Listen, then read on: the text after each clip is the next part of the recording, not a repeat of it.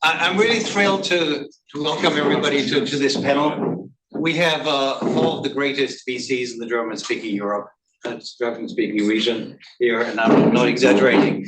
I'd like to briefly introduce all of them, and let's start with Alex. Our first guest has demonstrated, when they say, a long-term support for Bitcoin. You've done this for many years throughout both bear and bull markets. You've been laughed at, you've been ridiculed, but look who is laughing now. So the funds under his management have also produced 2 unicorns and consistently show top returns. It's also been ridiculed as a public fund a long time ago, and nobody's laughing anymore. So welcome, Alex, manager of high-tech Gründerfonds. Thank you, Wolfgang. Thank you.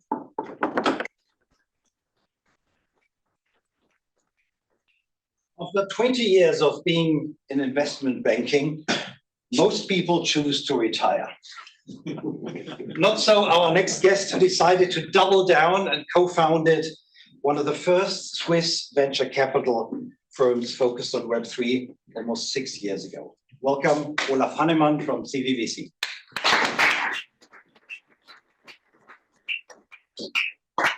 Even 1 year earlier, in 2017, our next guest founded one of Germany's first venture capital outlets, focused on Web3 protocols, and with their second fund, on applications and services. Welcome, Dominic Briggs, managing partner of Blockwall. And last but not least, after a long career in consulting and later at IBM, he moved to the private equity and venture capital industry. He's a founder and managing partner of Blockchain Valley Ventures, which has now been rebranded to Yabeo. And you've also successfully completed many turnarounds of venture capital companies. Yes, sometimes that does happen. And you have first-hand know-how of what makes these projects succeed and what makes them fail. Welcome, Heinrich Zetlmayer of Yabeo. So, Alex, just to kick it off, how does it feel to have 2 unicorns under your belt? It feels really great, and it feels really great because it gives lots of attention for the startup space, the industry, and the 2 were in the biotech space. As you know, if biotech is successful, it becomes really, really valuable, and there's many learnings connected to it. And we were actually afraid a little bit because the second unicorn was very close. If the buyer had negotiated a bit, then it would not have been a unicorn. So we were about a little bit anxious about getting the unicorn space. I think what's really interesting is our second unicorn, we invested in 2017, so it went quite fast. The first one in 2010. And the market had changed between 2010 and 2017. 2010, very little money. 2017, more money. And the result, I think that's interesting, is our proceeds from the second unicorn are adjusted for the price around 70% less.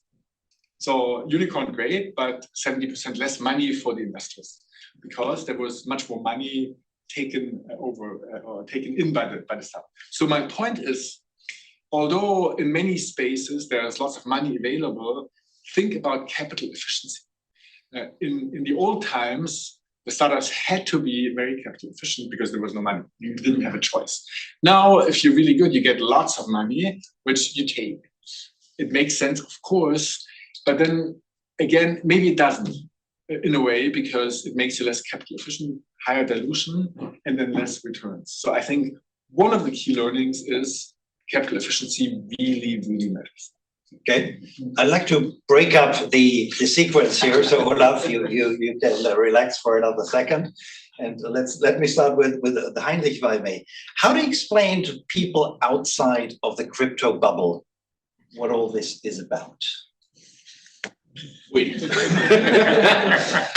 But I answer it intuitively. I always say, look, the inventors of Bitcoin, to make Bitcoin a reality, had to invent a great technology. Now, a lot of the technology has been also invented before, but they created a great backend technology, infrastructure technology, which is such a great innovation in itself.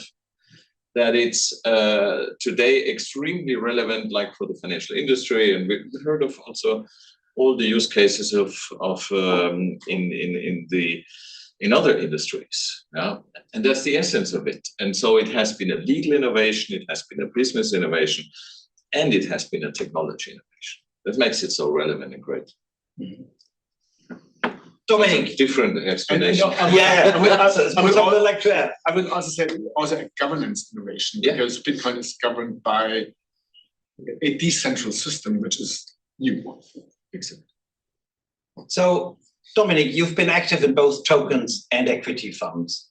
And if somebody who is new to crypto would like to invest, what would you recommend? Buy Bitcoin, invest into a liquid fund, or invest into a venture capital fund, invest in an equity? Obviously, the disclaimer, right? No investment advice. But it really depends on if you're a private individual or a professional investor. If you're a private individual just getting in, I think it's already a great experience to feel how investing in crypto feels like. So yes, covering Bitcoin, Ethereum, Solana, for example, in a private market would be good. But then if you look at more from a professional point of view, I would always take a fund of fund approach because timing is your worst enemy, and you will never be able to time the market or to time innovation.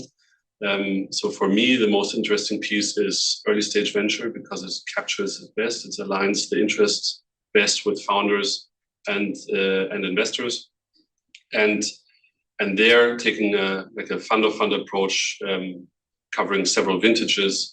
That I think is for me the best approach into the market. And if you have the possibility, then do liquid assets on a private side, and the entire exposure to the venture ecosystem through funds. Like a great approach, a good example is, for example, if you are a corporate, one of the best examples I've seen is Bertelsmann and their approach. So they understand that Web3 will be and have a disruptive force to their business model. And they have understood that it is better than paying a consulting. It is to invest into venture capital funds, because there you have a foot on the ground, you understand innovation, and you can transport what you learn into your business units and have a direct feedback loop. And at least that experience, I think, is a great approach if you are a corporate figure trying to figure out what this whole market is. Can I maybe add to that? If you're corporate in the room and into innovation, make sure to download their report on Web3 and what it means for corporate innovation across all industries. It's 1.5 years old. It's a fantastic piece. Also in terms of getting the mindset right for corporates, that innovation often not just happens in, exactly your field, but in adjacent fields, and how to be open-minded around it. You're referring to the Bertelsmann Yes. report? Yeah. Okay, maybe we can add a link when we put out this video. And maybe to add to the previous question as well. Please. I think often in media it's all about Bitcoin, right? Especially this week with the halving coming up. But the liquid side is like the smallest part of what actually this whole movement is about. If you look at the internet, how it was envisioned, it was envisioned decentral, it was envisioned open source, and it was envisioned that these open and decentral networks are owned by their contributors. And if you think about the next era of the internet, that is represented by Web3. And I think that for me, that is the promise of going back to that original vision. Yeah. Olaf, when I personally started out in Web3 investing, I always looked at CAC24A as a big role model. You've been around for quite some time. What is your particular focus in Web3 investing? So funny enough, we actually started investing a little later than the foundation of the company. Our first fund, we only started end of 2020. And we invested a little bit from the balance sheet before, only because we thought 2017, 18 was just crazy. And we wanted a more normalized, more kind of in tune with a regular VC environment type funding environment. Our fundamental approach is that we look to invest into use cases that, basically the utility of blockchain. So application layer had we invested, and we took a conscious decision not to, had we invested in layer ones, in particular also a lot in our home country with foundations. We'd also have some unicorns now, but we took the conscious decision that we feel that, we love Bitcoin. I like Bitcoin. I like, obviously Ethereum, but I also believe that the end game winners on the layer one have not been found yet. So hence our approach was, let's focus on the application layer, because ultimately the success of this industry will come from that long term. Now, clearly there's a lot of money to be made in layer one as well. But our focus is on the use cases. Yeah. Alex, your company invests in both Web3 and obviously non-Web3 companies. How would you define the key difference of investing between these two areas? Is there a timing difference, or is the problem that the technical infrastructure is still very much open for grabs?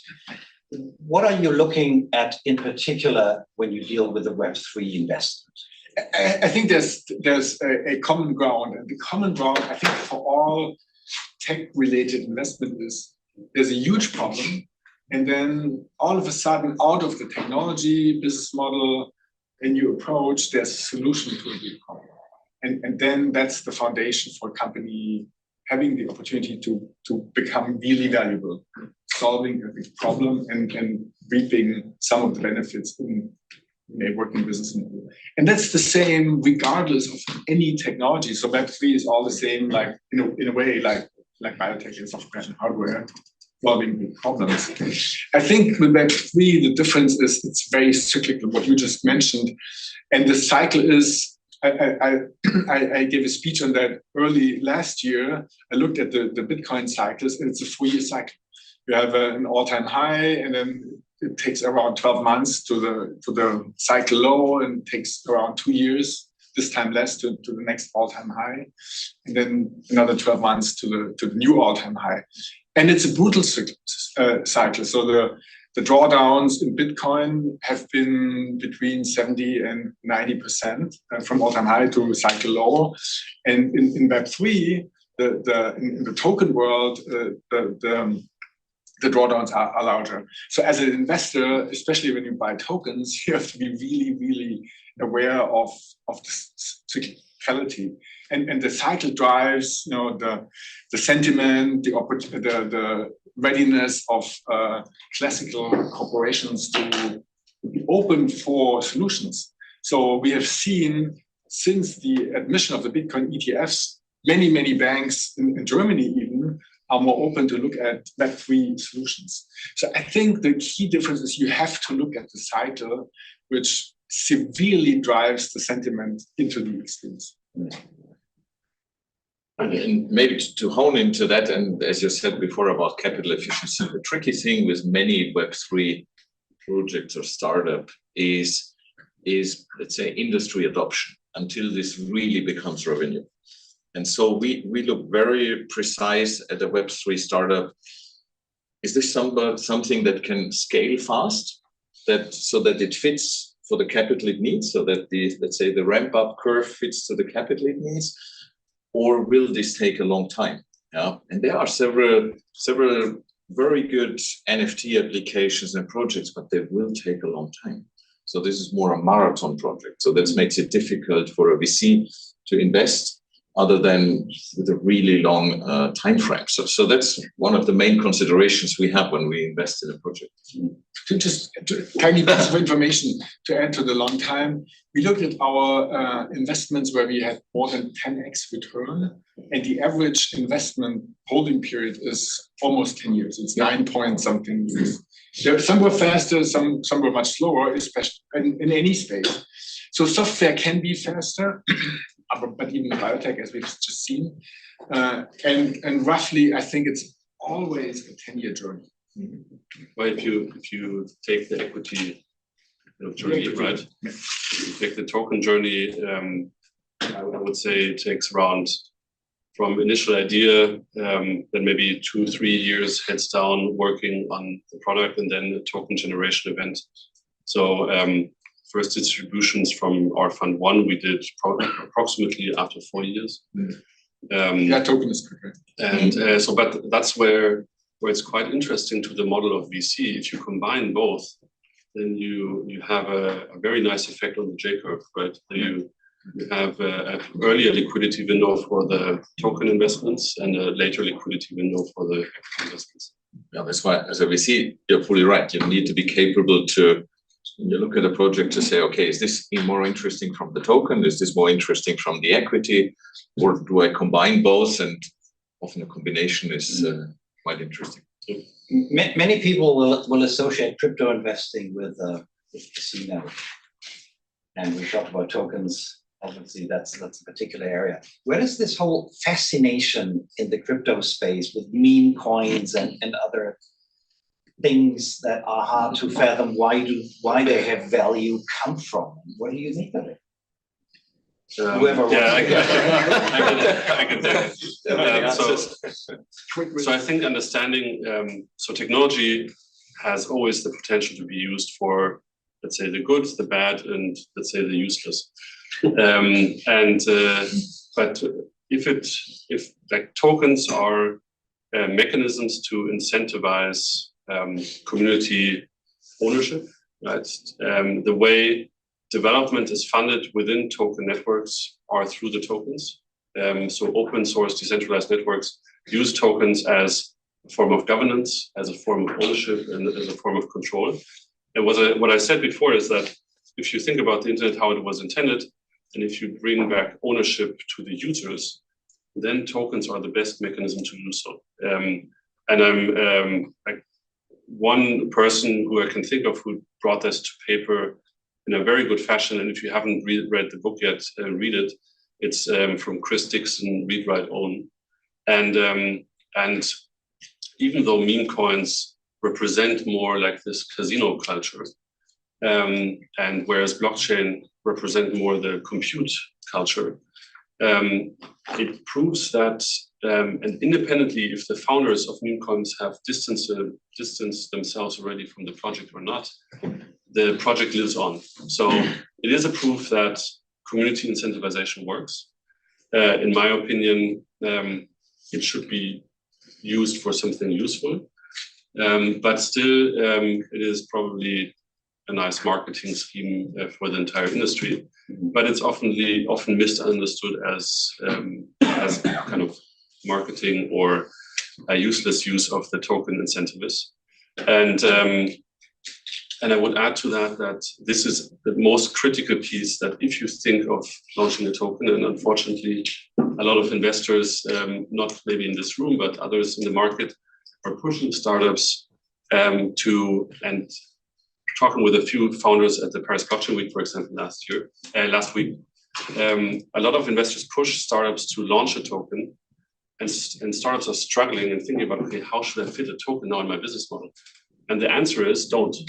The answer is, if you don't have a proper use for a token, then don't do it, because it will ruin first of all, that is the death sentence for your startup. And second, you will ruin your reputation as a founder. If you use a token, then do it for the right purposes, and that's to give ownership to the community, to give ownership to those who contribute to networks, and it's for a community building and incentivization mechanism. Yeah, can we build on that? So when is the right time for a startup to decide that it should launch a token? I'm not a token expert, so actually. Okay, maybe let's You go. Yeah, look, I mean, my answer is first you need to establish a business model, or need to establish at least some, product market a fit. basic platform, a basic first a product market fit. But then, honestly, you need to challenge yourself as early as possible. As early as if you solidly can launch it. Now, there are other cases, of course, that have launched a token super early that has provided so much money for the project that then they could build the project. We had once a project where we launched actually a token that just announced the second token. It had no value, but what it did, And it worked? it just had a promise to will be exchanged against the later token, but a big promise, otherwise would be security. And it worked because immediately the market cap of that token was 20 million, and that told us, okay, that project has a certain interest in the market. People will do it. And in reality, that worked very well. But I think nowadays that doesn't work anymore. Nowadays, the market is so crowded that you need to come with a very solid project, a good proposition. You need to have your community already well developed, and then as early as possible go out with it. And last year was anyhow not the moment to get out with any tokens. Now it's time again to do that. Yeah, Olaf, you're breathing heavily. Yeah. Well, I mean, I echo all of what has been said. I do think one of the additional elements super important is the interplay with the equity, and how it interacts, and both ways, right? And make sure that fits. And then obviously it needs to fit into the business model. I do think the other challenge is, if you think of, and we've seen that quite often, if you think of your token just as a quick way to fund, that's not the route. It needs to be, worked on, and you need to deliver on the promises to that ecosystem. So it's not a quick route to capital. But where it makes sense, it absolutely works. In German, we have this fantastic word called Schubladenreif. So my recommendation, which means have it ready in your drawer. My recommendation for current market environment would be get your ducks in the row and be ready to go relatively soon. Because, now too soon is a pretty good time to go if you do have a valid token model. I would like to add a maybe different perspective from the Bitcoin perspective. 3 points. I think huge problem, store value with money, it's a huge problem. Like global M2 is around 80 trillion. And we could easily estimate global inflation on average at 5%. Maybe it's higher. So some regions lower, some regions higher, say average is 5%. So 5% of 80 trillion is 4,000 billion that are being eaten up by inflation, that are evaporating in value every year. That's a huge problem. So solution, I think Bitcoin is the best solution because it's truly decentralized. That makes it different from all the other, most of the crypto solutions. And it's the best store value in the universe because nothing compares to it. So that's the Bitcoin case. I think it's huge. But now the bridge to the token and Web3 world, I think there's a huge opportunity to build on top of the Bitcoin network, layer 2, layer 3, and so on, utilizing this very unique properties of the Bitcoin blockchain, being truly decentralized, no one can change it, no one controls it, and being limited and all of that. And being very mature. I mean, it has survived the longest because it's the oldest, and it has the highest network value that's being reflected in the market cap of Bitcoin, 1.3, 1.4 trillion. So the perspective I would like to add is not to think about a new token. That's great too, and some will truly survive and prosper, but to think about not maybe having a token, but having a solution perspective on top of the Bitcoin network. I personally think it's a tremendous opportunity, and we see it with Lightning, the payment that works really well and efficient, high throughput, and there's other approaches that are still small, but they could be much bigger. Okay, so why still bother about venture capital investing? Just buy Bitcoin? Well, privately, I would say This is no investment advice. that actually all projects have started out centralized in Bitcoin, right? And over time they have become more decentral, and that is the usual course these networks take. And over time they become decentral, and if the mechanisms work, then the incentives are structured in such a way that it becomes decentralized. So That's good. let's take Solana, for example, one of our unicorns in the portfolio. So when they started off, there were 7 people in a room. They had a great idea, no go-to-market strategy. And the questions we had at that time, they were the same we ask every founder at that point. And they were heads down. We knew from the track record of the team, and we knew from the problems in the market that if it works, we win big. And if it works, it is a huge add-on for the community. Because many applications actually still don't work on Bitcoin, right? It is too expensive for simple compute problems. So an example often used is if you want to build a decentralized social network, for example, every message, every posting of a photo, every like would be a transaction, and that would be too expensive. Needs to move to and it needs to move to a different level. Also for let's say lesser value transactions, also more speed would be possible. But the case of inflation you made is super valid, and we have one investment in the remittance space where the company is mainly active in Nigeria, and there, due to the local currency inflation, it's a total shit show. It's sometimes, if I may just kind of pause you here. It's always interesting to see how the use cases of Bitcoin vary throughout the world. And we talk to Argentinian colleagues. I mean, they obviously use stablecoin mostly.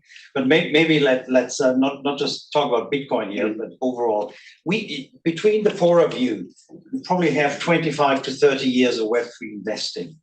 And I'd like to hear from you, what have been, without obviously mentioning any names, what have been your worst investments in the Web3 space? And with the benefit of hindsight, how do you think you could have avoided? What have you learned of it?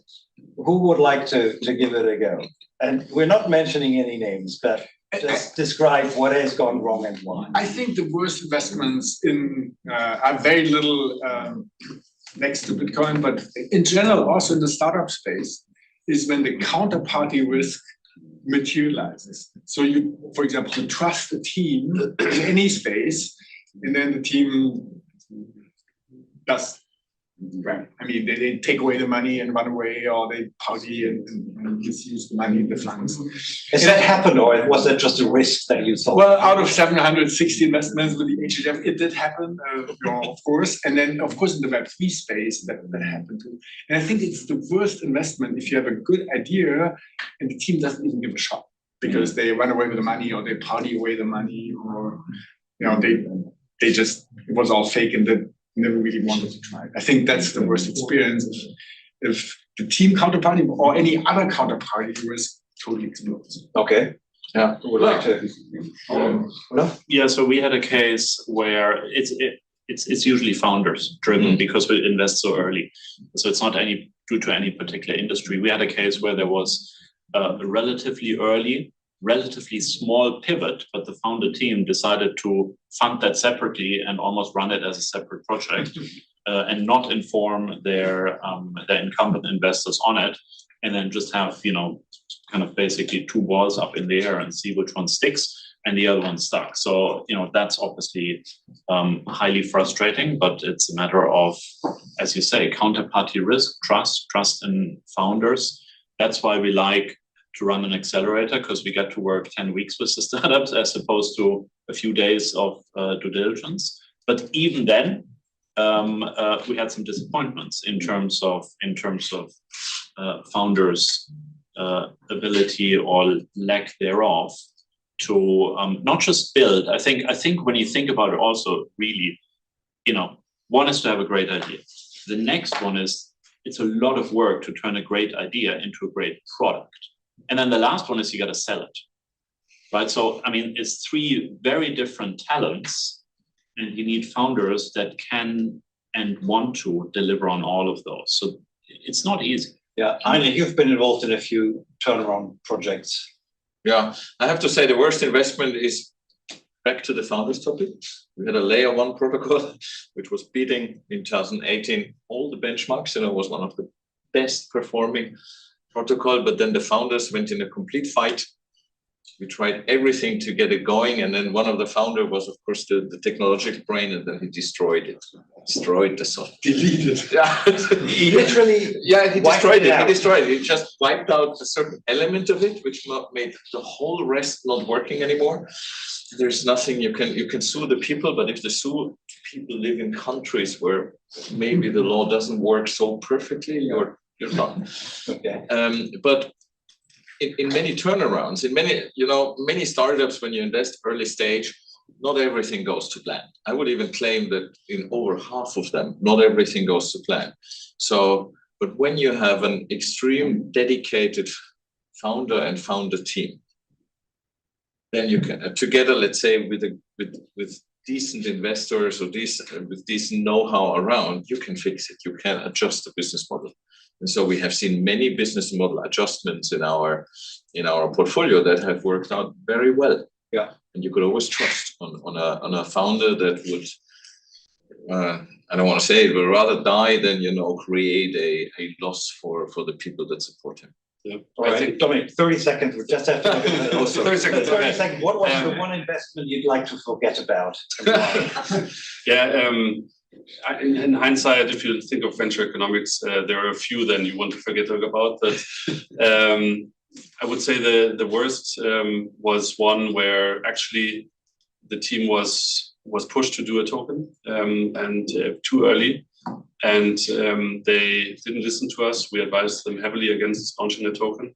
And it completely took them off track in terms of the cost factor and the kind of time factor. So they pivoted their attention from developing the product, finding product market fit, to launching the token.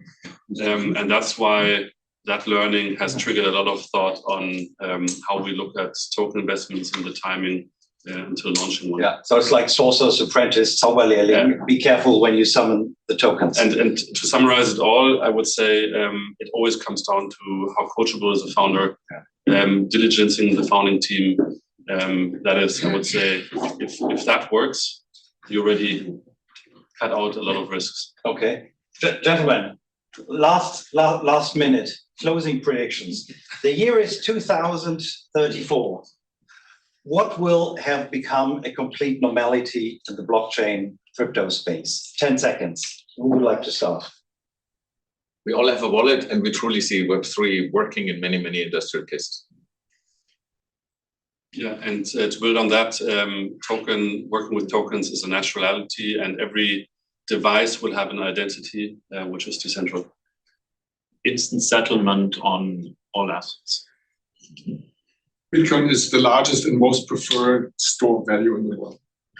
I think we all knew he was going to say that. Gentlemen, thank you very much for being here. Thank you.